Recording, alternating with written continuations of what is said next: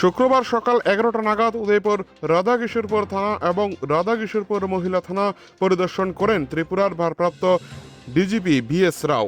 এদিন দুইটি থানায় তাকে অভিবাদন জানানো হয়। ঘুরে দেখেন থানার সমস্ত খুঁটিনাটিগুলো, পাশাপাশি কথা বলেন সমস্ত পদের পুলিশ অফিসারদের সাথে। জেলার বর্তমান পরিস্থিতি থেকে শুরু করে মহকুমাগুলির মধ্যে আইন শৃঙ্খলা কতটুকু রয়েছে সমস্ত বিষয়ে খোঁজ নেন গোমতী জেলা পুলিশ সুপারের কাছ থেকে।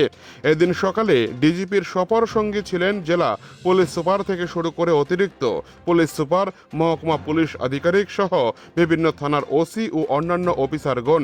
অন্যদিকে উদয়পুরে ট্রাফিক ব্যবস্থা থেকে শুরু করে বিভিন্ন থানায় বহু মামলা দিনের পর দিন যেগুলি এখনো পরে রয়েছে সেই সব বিষয়ে খোঁজ খবর নেন তিনি। মহকুমা স্তরে আইন শৃঙ্খলা ঠিক রাখার জন্য ইতিমধ্যে নির্দেশ দিয়েছেন গোমতী জেলা পুলিশ সুপারকে। ডিজিপি সফরকে কেন্দ্র করে ব্যাপক করা নিরাপত্তা বলে মোড়ে দেওয়া হয়েছে উদয়পুর শহর। উদয়পুর থেকে নিজস্ব প্রতিনিধির রিপোর্ট, টিভি 100 বাংলা।